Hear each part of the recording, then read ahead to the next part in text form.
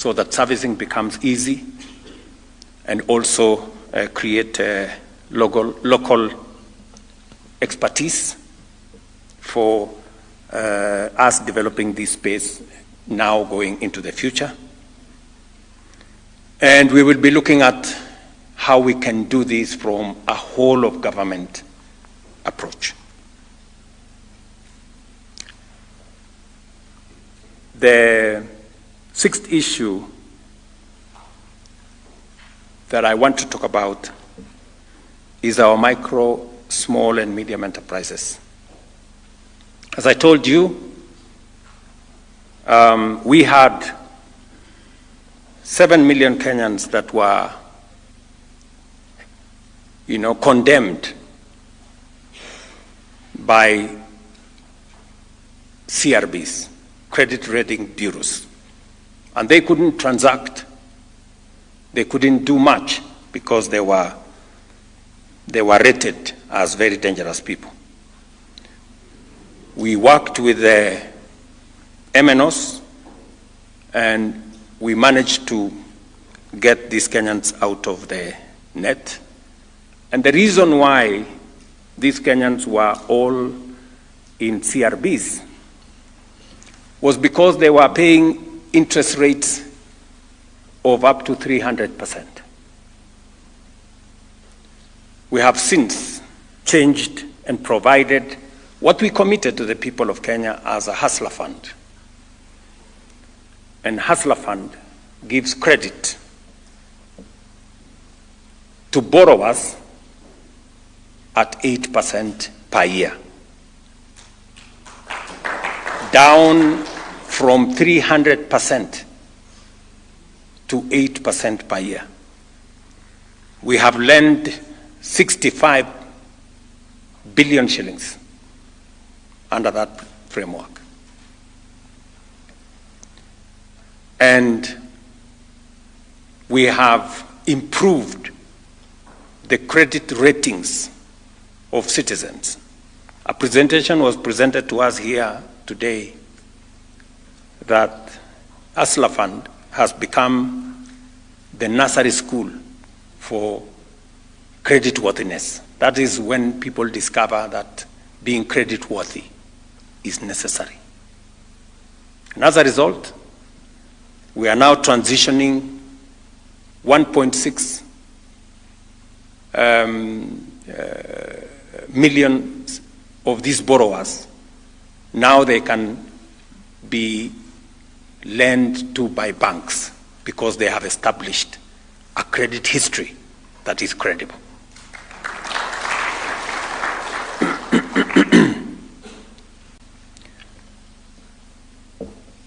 We are looking at some of the graduates of Hustler Fund. Today, we have a new product called the Bridge Loan, where those who have established a good credit rating can now borrow up to 150,000 shillings without any security of whatever nature, just on account of their creditworthiness or credit history. And again, on the Hustler Fund platform, we are now rolling out the Nyota program with the World Bank,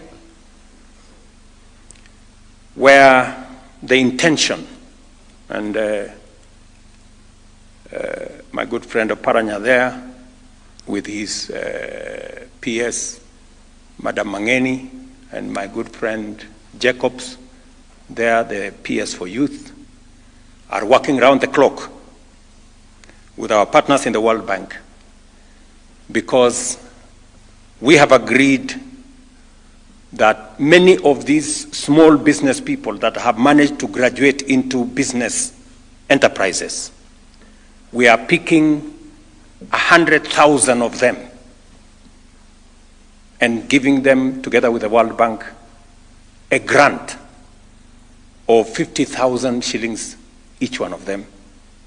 And we will be spending 5 billion shillings to support young people, women, and we have made sure that it covers every part of the country. 70 small business people will be identified in every ward in Kenya to be beneficiaries of this program as we upscale the micro, small, and medium enterprise space into creditworthiness and improving their businesses. And finally, what we discussed this morning and afternoon is matters to do with the young people of our nation and jobs. We all agree as a nation that creating jobs or unemployment is a problem that we must solve. We have discussed unemployment for many years. Every election cycle we are talking about unemployment. But we all know that jobs cannot happen. They must be created. Some deliberate, intentional policies must be put in place to create jobs. And we have interrogated our plan on creating jobs. And we have the following to say. We did make a policy decision that we were going to roll out our housing program. And our housing program, apart from it being a constitutional imperative under Section 43 of the Constitution, apart from it being about dignified living, and having the history that we do, that the Housing Act was passed for the first time 60 years ago. The same time Malaysia passed their housing law, the same time Singapore passed their housing law, we passed our housing law. But today, the situation in Singapore, Malaysia, and all the others is different from the situation in our country. While 90-something% of the citizens of Singapore are home owners, 7 million people in Kenya live in slums. And we only have 30,000 mortgages for people to own homes. That is the difference between transformation and the lack of it. So, and as we all know, as the people of Kenya, we have discussed matters of unemployment, but we haven't quite provided credible policy interventions that create known numbers of jobs. So this time round, as an administration, we decided to have 4 different programs. One is housing. So when we talk about housing, it's not just about getting people out of slums. It is not about getting people who are in the middle class to own homes instead of renting them. It is not just about decent living. It's about jobs. We have rolled out, as you all know, our housing program. And today we have 250,000 young people working, women and men working in our housing program. We have 150,000 houses under construction. 11,000 are ready. We will be giving them out in the course of the year, and they will continue to be ready as we go. And we are continuing to advertise. We have a pipeline of 700,000 jobs, 700,000 housing units that are in the pipeline. Already 150,000 are under construction. The others are in different stages Some are undergoing design, others are undergoing very different stages in our plan. We see this sector continuing to be a growth sector. The numbers working in affordable housing can only increase because as of 2022, we had a shortage of 2 million houses. And therefore, this affordable housing program, even at the rate of 200,000 houses every year, we need between 15, 20, 25 years to be able to catch up with the deficit that exists in affordable housing.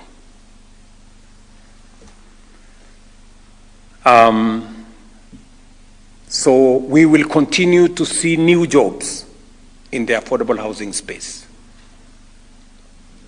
of different categories. Architects are doing their part, engineers are doing their part, masons, carpenters, plumbers, and many others, and everybody in between are making their contribution. It is our intention that we will get more Kenyans to own homes and to own a piece of what is Kenya, and that we will remove more people from our slums and create decent livelihoods. It is true that if you go to any city today in Kenya, whether it is Garissa, Wajir, and I was there, Kiambu, Mombasa, Kitui, Machakos, Kisumu, Homa Bay, name it, Eldoret, Nakuru, the largest estate today in any city in Kenya is affordable housing. We have 250,000 people working. We are building accompanying infrastructure in hostels, markets, institutional housing. Affordable housing is changing the landscape of Kenya in a very dramatic and significant way. And this is just 2 years. 2 years. Tell me what's going to happen in 5, 10, 15, 20 years. You will not recognize this country. That is the reality of transformation. We know that it was difficult to do this initially, but I think the people of Kenya are beginning to appreciate that this was not about talk. This was not just about promise. This was about what we wanted to do to transform our nation. Apart from affordable housing, and we are seeing results, and I am confident that the foundation we are laying for the transformation of Kenya will make sure that this nation changes for good. We also decided that we wanted to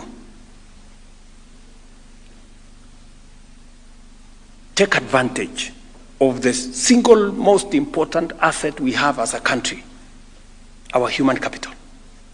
If there is an asset we have as a nation, it is the Kenyan people and their talents and knowledge and expertise. The best human capital we have from this continent comes from Kenya. Ask anybody. Minimal supervision, very good English, you know.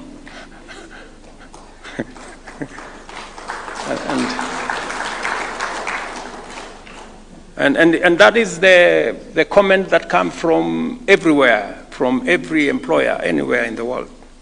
So this jewel that we have, we want to not only use it to drive our own development, but we also want to make a global workforce out of this very important asset that we have.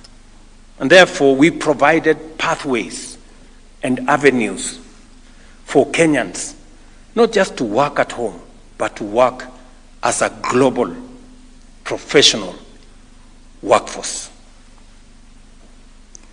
And we made a deliberate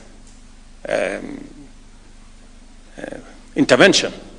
So what did we do? What was the situation? The situation then was we had agents, about 1,600 agents, who had corrupted the whole place, stealing from this one, taking people to weird places, doing all manner of wrong things. We didn't have a coordinated government approach. We hadn't signed bilateral labor agreements with where these Kenyans were going. So we had confusion in that space. So what did we do? First, I created a department for diaspora to work with the Ministry of Labor to ensure that Kenyans living abroad are attended to by the government of Kenya. Number two, we streamlined the National Employment Authority. And we deregistered close to 1,000 agents whose conduct suffered integrity challenges. We removed them from participating in that space. We also digitized the space on labor mobility and demanded that all the jobs that are available to Kenyans be put on a portal where government can see and those seeking opportunities can see. Today, you have it on that portal and you can see it for yourself. We also decided that we are going to support the Kenyans who want to go abroad. If they don't have money for a passport or a ticket, we want to support them. So we instructed the National Youth Fund. We have now also brought on board USA Fund. I hope the agreements have been concluded, completed. USA Fund, so that Kenyans who have been given an opportunity to work outside Kenya can, with ease, find their way out. And we now have a database of Kenyans going to work abroad. Imagine, we didn't have a database of Kenyans going to work abroad. We didn't even know who was working where. And that is why we just got reports of so-and-so is in distress, some other person there is in distress, and we didn't have them in our database. So today it is mandatory for those going to work outside Kenya that we must know them, we must know where they are going to work, we must validate that the job that they are going to do exists, and we must know who the employer is.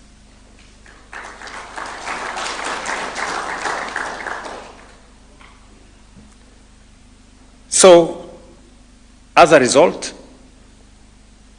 over the last 2 years, 400,000 Kenyans have found their way into jobs outside Kenya. Let me repeat, because sometimes we say things and people are wondering. 400,000 Kenyans have gone to work outside Kenya.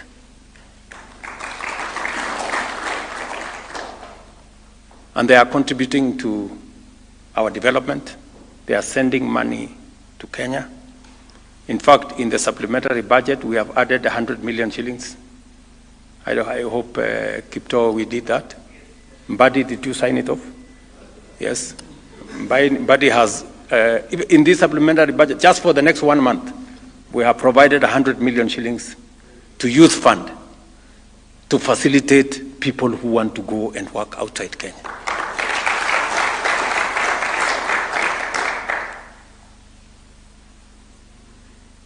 The third item that, as an administration,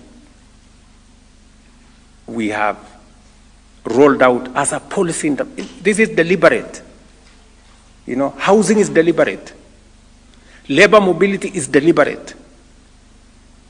Is digital jobs. We have rolled out a comprehensive program with our Jitume labs. Every TVET and some other institutions today have a Jitume lab where students in our TVETs take 2-3 hours, they work online, they earn money. I told you about the ICT hubs that we are working on. We have 280 already built. We have another 1,200 to go. That's the space we need to up our game. But already 180,000 Kenyans are working on the digital space. And the numbers speak to it. You know, remittances that come from Kenyans working abroad and Kenyans working on the digital platform has gone up by $1 billion in the last 2 years. Together, I will tell you, our remittance was 4 billion.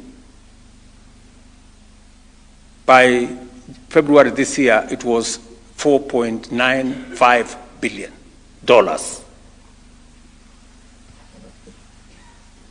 Remittance. That is money coming from Kenyans either working abroad or working online. So, again, deliberate. And there is more that is happening in the internet.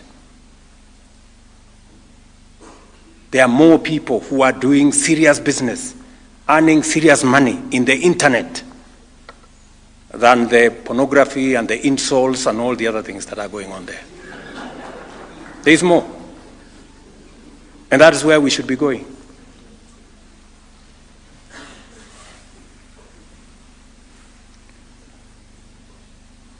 And we are looking at other interventions. We have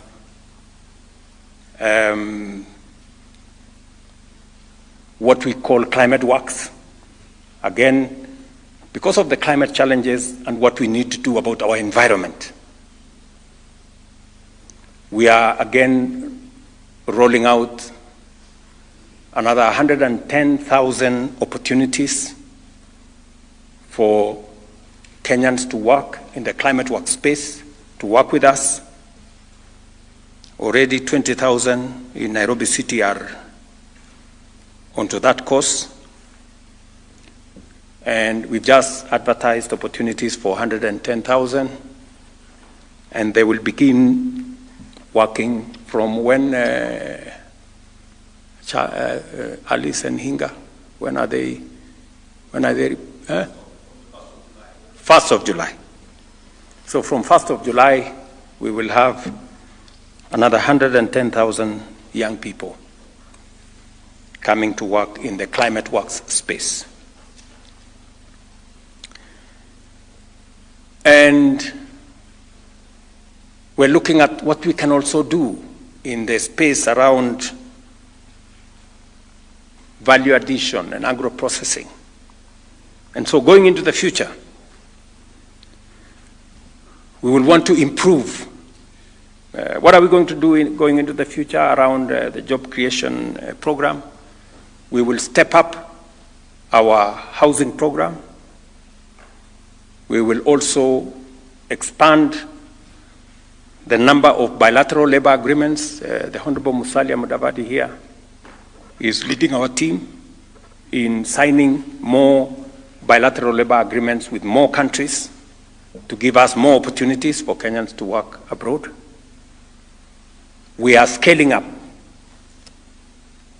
some of the bilateral labor agreements that were signed before, so that we now have skilled workers, professional workers.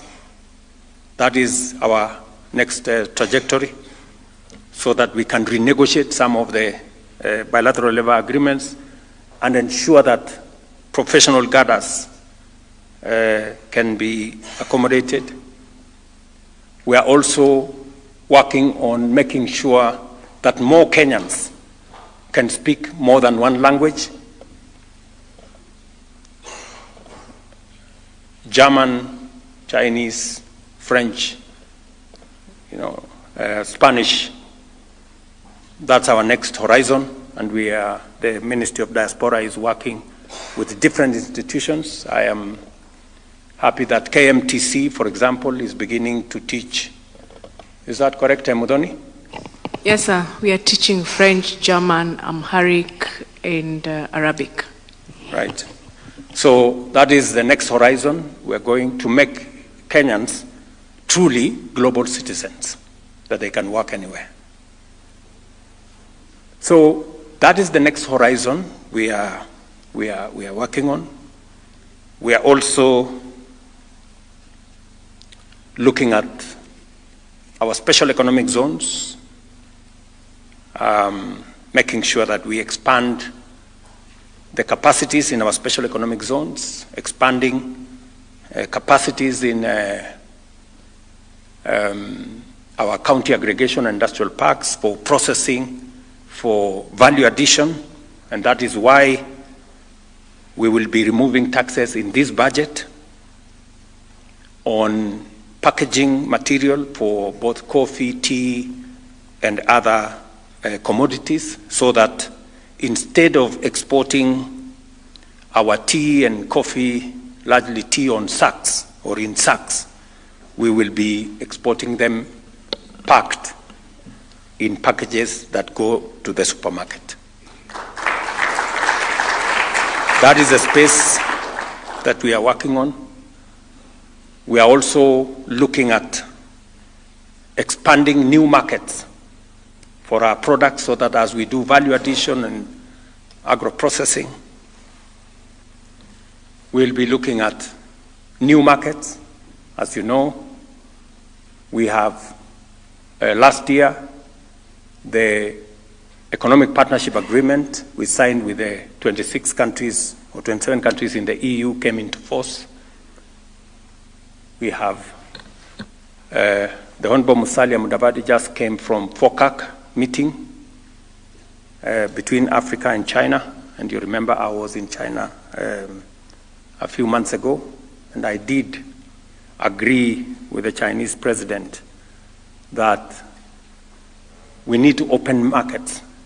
And I'm very happy that progress has been made subsequent to my meeting in China, that now our continent will have duty-free or tariff-free access to a 1 billion people market. So we're expanding markets for our macadamia, our avocados, our tea, our coffee, because we have premier products that we can drive. So I told you there are 7 areas we have already assessed from this morning, and I thought we should brief good people from the media and Kenyans on what this cabinet retreat is about. And just to assure us that we just crossed over the midterm, and we now have an energized, broad-based government, and we are confident that with the broader goodwill, with a broader infusion of ideas and synergies created, we can accelerate the momentum for the delivery of the transformation of Kenya.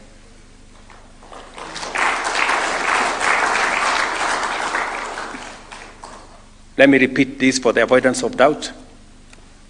The focus of this administration and this team is not the next election. The focus is the transformation of Kenya.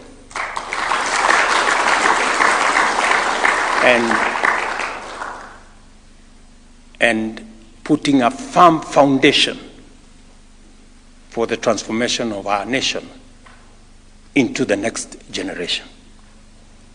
That is our commitment, and that is our focus. Thank you very much.